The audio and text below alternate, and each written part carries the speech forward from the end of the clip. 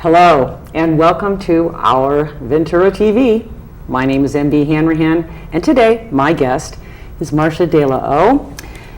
Marsha is, along with her husband Phil Taggart, an organizer of poetry readings and events locally here in Ventura and out of town, publisher of the literary journal Askew, I want to make sure I say that correctly, and her most recent book, a local poet. And her most recent book is Antidote for Night, and it is awarded the Isabel Gardner Poetry Award 2015. Want to make sure that all your accolades are right in order there. All right, thank you. So, being as that you're a poet, and what will help me out a great deal today is if you could start reading your poem, Sarabande. Sure, I'd be happy to. And just to say that Sarabande is a poem that has to do with my father's diagnosis of cancer. And my father is fine. That's great. Sarabande. I never look for stars here. They pale next to LA's green, unearthly glow, spreading 60 miles. My father, I don't think of him when I think of stars, distant and cold. He sang, "Don't let the stars get in your eyes. Don't let the moon break your heart." Then a long Pericomo trope ending with, "For you're the only one I'll ever love." Fast falls the eventide. Wind feathers the Artemisia, silken and murmurous as tropical grammar. Now, darkness moves slowly through him with seasons, occasions, like Sarabande, that courtly dance of the 17th century. Of cancer it is written, a body black and without eyes, and of Sarabande, a grave melody expressing no passion other than ambition. I don't think of stars here. That starry night unfurls somewhere further out on the other side of the transverse range, where cancer's visible to the salt-ringed eye, the beehive cluster pulsing, her weak oil lamps hanging over us all. More beautiful when you read it. Thank you so much. No, you're welcome. You know, a commentator said that your work kind of vacillates or is created in a place between the commonplace occurrences and the strange. And when I read that poem, I couldn't help but think that. But boy, it goes much further than your father's disease. Oh yeah, it does. Just to reference Sarabande, the music Sarabande is very slow and sensuous, and it feels something like coiling into the soul of a person. It's music that Ingmar Bergman used in his films like Cries and Whispers, and he was doing, I don't know if you saw Ingmar Bergman films in the 70s, but... Seventh Seal, one of my favorite films. Oh yeah, okay, Sarabande. Okay. It's meant to suggest what lies within as you move deeper and deeper in and never in a straight line, that kind of music. Well, going from that, and I do want to get into your background, but when I read poetry, it puts me into a mindset where I start walking around kind of everything I hear, smell, see, it sort of like means something else or points to something else. Is that what you want people to get from poetry, to like a heightened perception or what? Yeah, absolutely. We want that heightened perception. I think careful observation is part of poetry, like being really present to what's there, but also what's part of poetry is resonance. Like the way resonance is part of music. So like picking the right words and the right notes. I mean by resonance, I mean what you mentioned before, where you're sort of, you have a heightened sense of what meaning might be, that an object is itself, and it also might mean something else to you relative to where it is, or the day, or your past, or the colors, or it's resonant, it's moving beyond itself. It's like radiating outward. Okay. Or radiating inward. Or inward. Wow. Yes, that's exactly what happens. Good, that's really good. All right, so you can give us a little of your background and how you got to the place of becoming a serious poet. Well, you can say I always did want to be a writer. Even when I was a child, I wanted to be a writer. Although I did not follow a direct path, because when I graduated from college, there was such a need to have a job and to make money, and there was no real way that it seemed plausible to make money from writing. And so I did become a teacher, and I was a teacher for many years, and then returned to writing.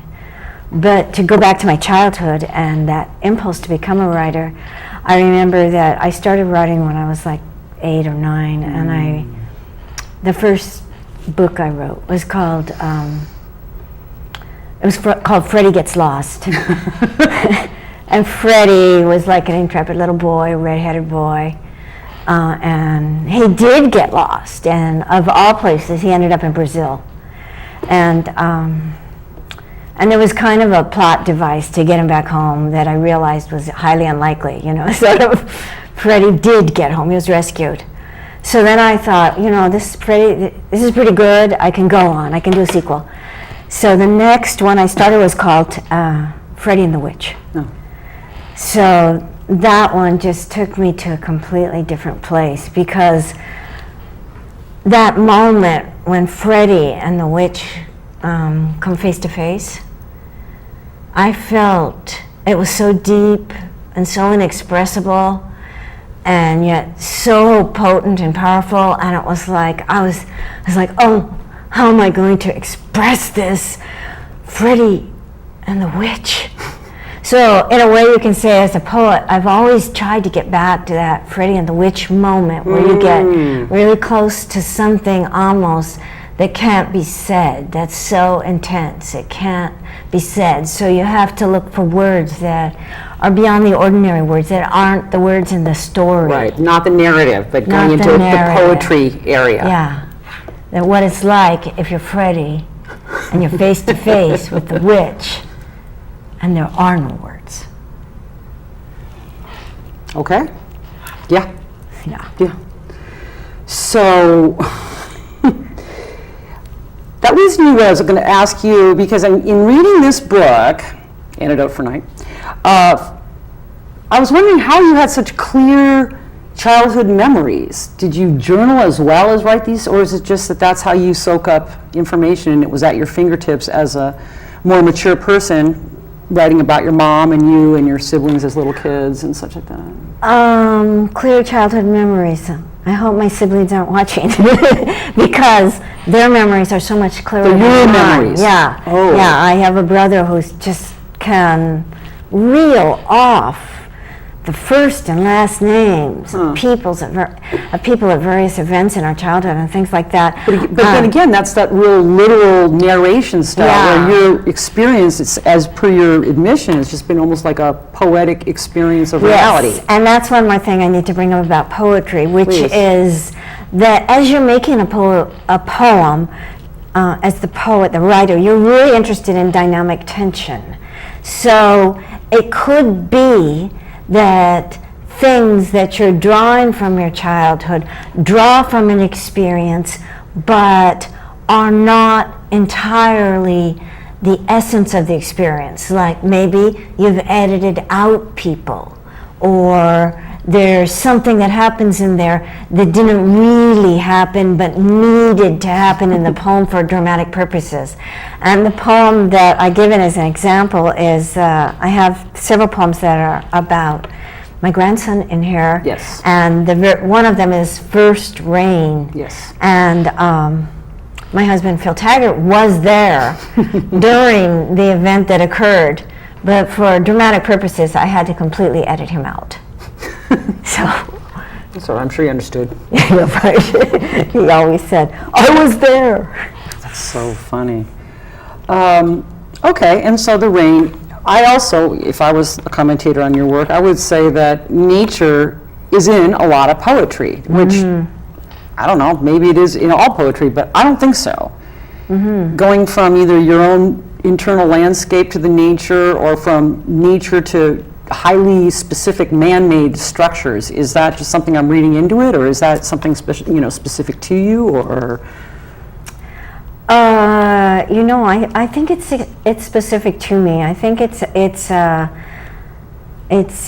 apt observation, and there are urban situations in the poetry, but they're always sort of surrounded by nature, and I think it does have to do with where we live here in Ventura and where I grew up in Los Angeles, because we always were, in both places, we're fairly close to hills. I grew up in Northeast LA and very, very close to some hilly land on a hill and close to the end of the street, and there was land that was too steep to be developed, and that always had this powerful presence.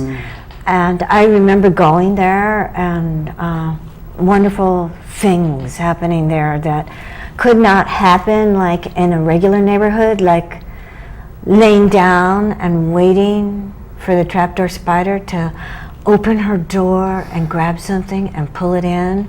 And I admit that I opened her door myself in order to see the way she made that door, that it's covered, the inside is like covered in silk, and she put a hinge on it. And so I would like lie down in the dirt with my cheek in the dirt to watch for that moment when some unsuspecting beetle or something walked by and was snatched down into the tunnel. And then here in Ventura, I feel like Ventura's on this little narrow strip of land, and then there's this whole range of foothills right behind it, moving back. And then the topa-topas, which have this huge presence, and occasionally snowy. We're blessed that way to have snow-covered mountains that close to us. So all of that has its force on everything, including what you meet, what you see, the animals, but also on psyche, on who you are as an animal, as a living creature yourself, and one of them, and with that force. That's what I felt. It was just that the nature was always more constant and bigger than anything else that we created on top of it. Yeah, but that's the truth in a way. Don't you think, in a way, that... Oh, I'm sure it's all going to be happening much after all my paintings disintegrate or whatever. Marsha, there's so many other questions that I want to ask you, and we're quickly running out of time. Okay. How do you tell, in one sentence, how do you get someone to start writing?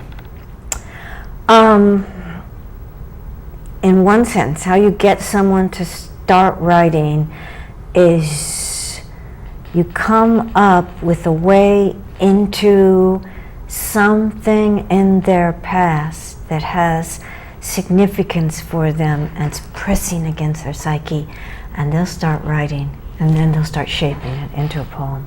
Okay, beautiful. And how do people get in touch with you? You can get in touch with me through email, and my email is delaom@roadrunner.com. Marsha, it has just been extremely poetic. Thank you so much for having me. I'm glad it's been poetic. And thank you. This has been Our Ventura TV. I'm MB Hanrahan, and we'll catch you next time.